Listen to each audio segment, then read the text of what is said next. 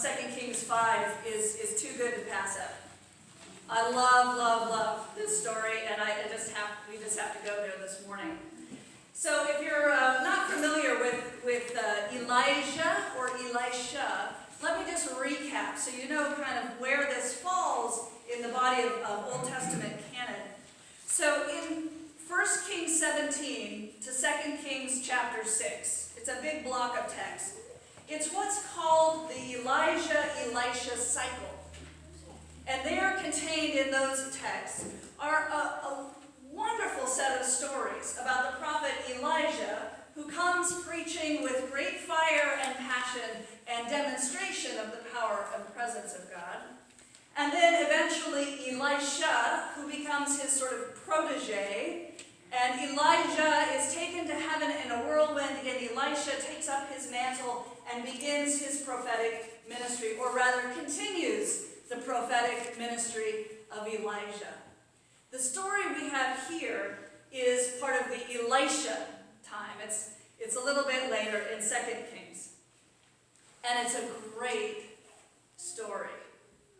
And it's so important that we just pause and let it soak and chew on it to really not miss the real wonderfulness and message that's here. So I want to stick with Naaman. And you said it just right, Warren.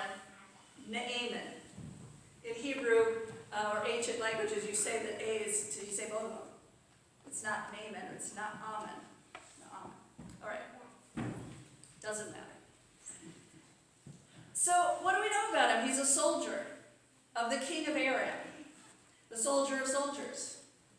Probably used to being up on a camel or a horse or some animal that's high, while others down low, who are standing, his soldiers perhaps, take orders from him. You can imagine this in your mind, right?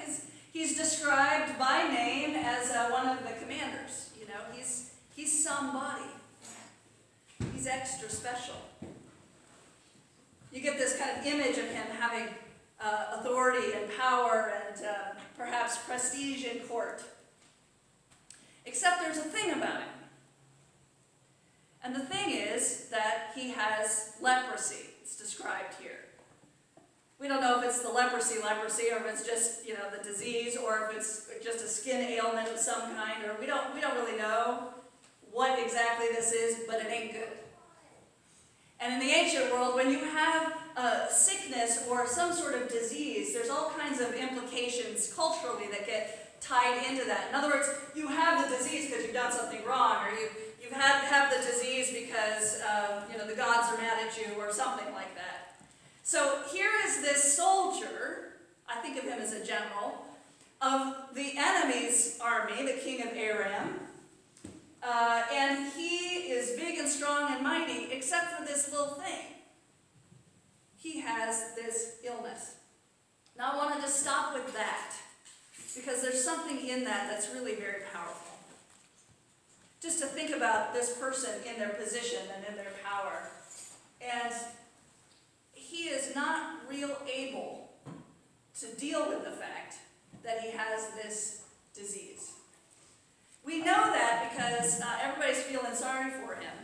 And there's this little side story here. You probably missed it because it's almost the little details are kind of just hidden there. But there is a little girl or a young woman who has been taken captive in some other raid of the Arameans upon the Israelites, and she's taken from Israel, and she's given to Naaman's wife as a servant. Did you see that little part in there? There's a servant girl who's of Israel.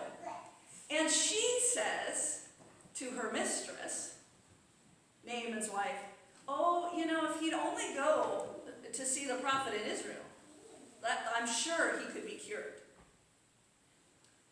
Now that's a bold thing for somebody to say. First of all, that a captured young woman would have concern for her captor seems a little bit odd to me in the story. But nevertheless, there's a compassion there. There's a servant's voice that comes and gives him a way out. And the story sort of continues to unfold. Eventually, Elijah is told, or rather Naaman is told, there's a prophet in Israel, and if you just go, it'll be all right. And he goes somewhat reluctantly. And then when he gets to Elijah's tent, Elijah doesn't come out to him. Elisha sends a servant. You go out and tell him. There's something about that that's really funny to me. Elisha is not stupid. If that's the general of the opposing army sitting outside your front door and you're the prophet of God and he's coming to see you, are you going to go out and say, hi, how you doing yourself? No, send a servant. I just think that's funny. The servant says, Elisha says to go to the river Jordan and wash 7 times, you will be clean.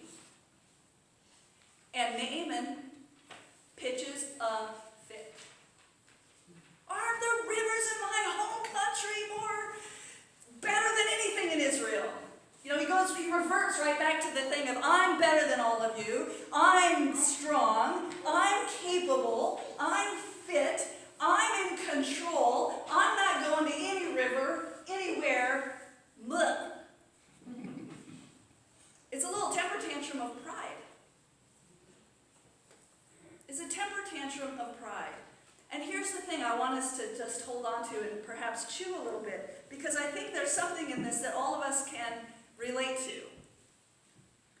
If you've ever been in a position where you are strong and healthy and everything is going well and everything is going right, and all of a sudden you find yourself in a position of weakness, and you have to ask for help or rely on someone other than yourself, it's very unpleasant. And that old thing, pride, comes rising up.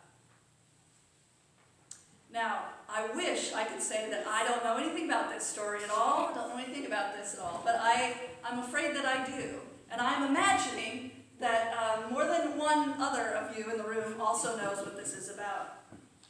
Here's Naaman, who, yes, he's powerful and he's strong and he's used to authority, he's used to commanding people, but he also is weak.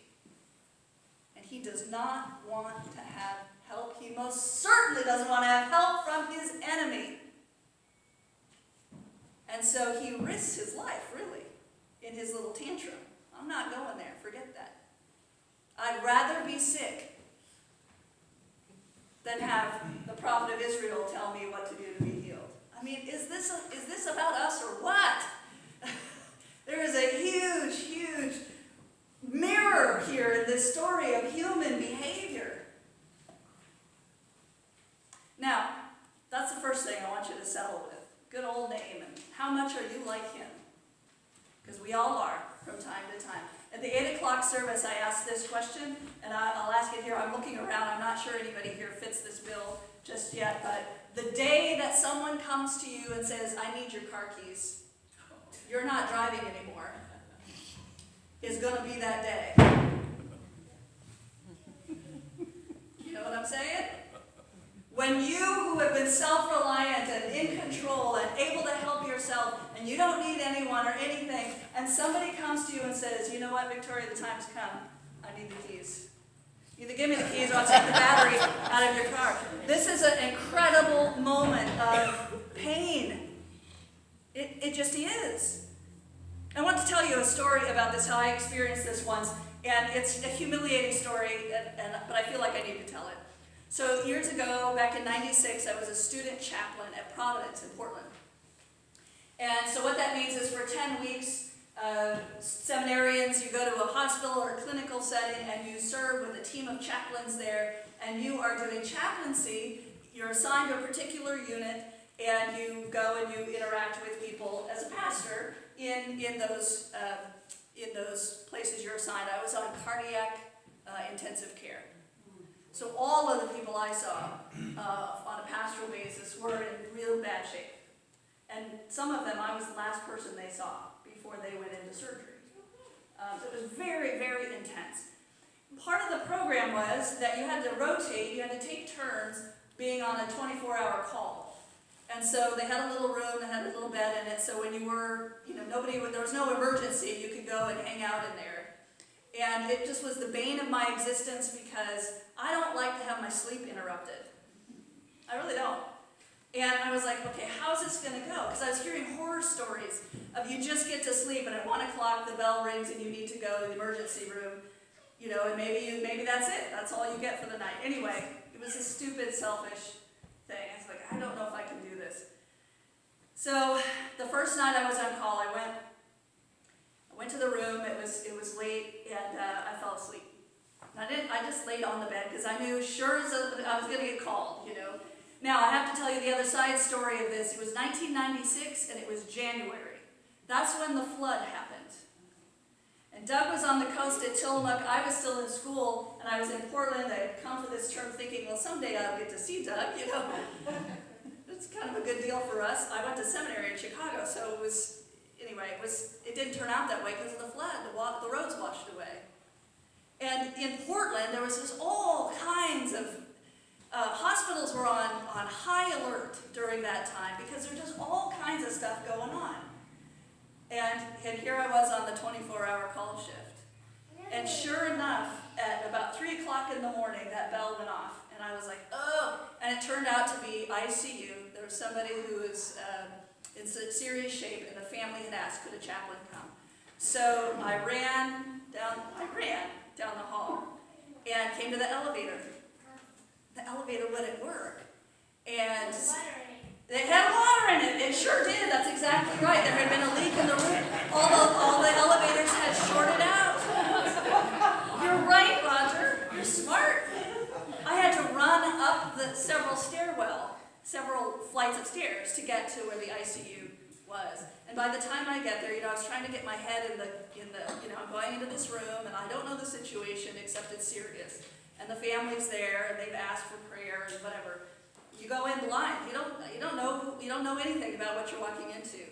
And so I was in there, and the room was kind of dark, and I was with the family, and we prayed, and then things started to sort of drift like this. And then the last thing I remember was sort of looking up at the ceiling. I totally passed right out. Bam! So 3 o'clock in the morning, having had nothing to eat, on high adrenaline, running up several flights of stairs, I had a little blood pressure issue. It dropped. And when I came to, I was in a wheelchair, and they were taking me to the ER. And I was so embarrassed. I was mortified. Absolutely mortified. I mean, I had been called to this, pastoral situation that was very serious, and I became the patient. It was not supposed to happen. And they kept me in the ER for hours and hours because all of I had fainted. I mean, it was basically what happened, but they had to make sure. And so then the morning staff comes on, and the morning staff includes all the chaplains that are my teachers. And they came on, and they got a report, one of your chaplains bit the dust up in ICU. So next thing, Father Norbert comes in, and I'm on the thing, and I said, oh. And he came over, and he took my hand, and he said, are you all right? And I said, I'm fine. I was just stupid. It was just dumb. And he said, well, now you know what it's like to be helpless. And all the people that you go to see, that's how they feel too. And I was like, oh. So out of it came a good learning. It was a good learning for me. It's a good learning that there are times in our lives when we are simply helpless. And as much as we would like to have the pride in us to say, I don't need anybody or anything, the truth is we do. We do. And we have to eat that crow. Or bend. Or something has to happen internally in us to be able to receive it. So what's going on in this story? Now, the second thing that I want to point out to you in this story is a little bit more subtle. And it relates back to that young girl who's been taken captive, who's the servant of Naaman's wife, who has this interesting compassion. Oh, if he'd only go to the prophet in Israel, I know then he'd be healed. That's interesting to me. There's another little thing here. Once Naaman has his fit, and he gets enraged, it says, and he's talking about how his homeland is so much better than Israel, and he doesn't need anyone or anything. And he gets into a huff. It says his servants take him aside. Take him by the ear, perhaps pull him aside, but it's in love. We know it's in love because they call him Father. Father, you know, if you were asked to do something hard, you would have done it, wouldn't you? How much more when all you've been asked to do is go and wash? Ding! The light comes on for Naaman, and now, for whatever reason, he was able to hear that. And he was able to hear it from his servants. Now, I want to suggest to you that there are people in your life who are very, very important. They are servants to you. And I don't mean like slaves. I'm talking about people who speak the truth to you in love. When you are all jacked up and have an attitude going on about something in your life, a servant might just come along and say, hey, you might want to rethink this. You might want to think about this a little differently. You're kind of being a jerk. You're being a ding-dong. This isn't that hard. It's not that costly to you. And even if it is it really going to harm you? You know, there are truth tellers that God gives us. They're not just servants who are, there to do our bidding. They're people who are around us in our lives, in our relationships, whose job it is, I think, from God, to be the ones that say just exactly the way it is. And it hurts. It is not a pleasant moment when someone speaks truth to you that you know internally at that moment is really the truth and you need to hear it. But normally we respond like Naaman. We have a fit. So we have a choice to make, to listen to those special people in our lives that God appoints to be the servants who speak the truth in love. Tell us what we don't want to hear, but what we need to hear for our health and for our life that can change the direction of how we think or how we're behaving. That is an amazing gift. So I want you to think about who the servants are in your lives. In the next 7 days, I want you to think about that. Who are the people who have in the past taken you by the ear, gently, ever so gently, and said, you might want to think again about this. I feel like I need to tell you, I think you're being a jerk. Or you're being wrong. You're just wrong. You need to bury the hatchet and make amends. Or, you're not going to see the doctor and you need to go see the doctor. Stop delaying. Right? Not that I'm looking at my husband, but...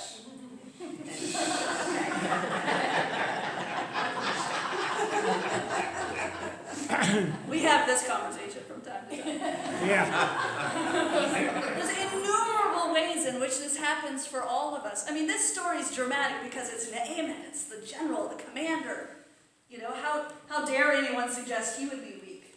How dare he admit his weakness and go before the prophet of an enemy to ask for help? I mean, that's serious humiliation. But in the midst of that, God shows up and brings a healing. God shows up. That's why it made it into the Elijah-Elisha cycle. Because God shows up in presence and power, even for the soldiers of the enemy's army. So there's something about God here that's this wonderful proclamation of God is no respecter of persons. God is here to bring healing, even to the one you don't expect, even in the way you don't expect. Oh, it's a good story. How can we pass that up? Good old Naaman. So I want you to think about how much you're like him. And I want you to think about those servants. Maybe write down their names if you can think of them. The ones through your life who've had the courage and the chutzpah to come and tell you the truth and turn you in a different direction for your health and for your benefit. Even though that is a very painful process. Very painful things to hear sometimes. And we are all there. There isn't any of us who does not have from time to time a moment in our life when we need to be redirected. We have the opportunity. And in this story, it's a divine opportunity. It's a case for his life is depending on it. That's quite powerful. That's quite powerful. Our pride can get in the way of our life, our very life. So I want you to think about it. Take a pause the next 7 days. Think about good old Naaman. And think about the servants in your life. And how God has sometimes called you to be a servant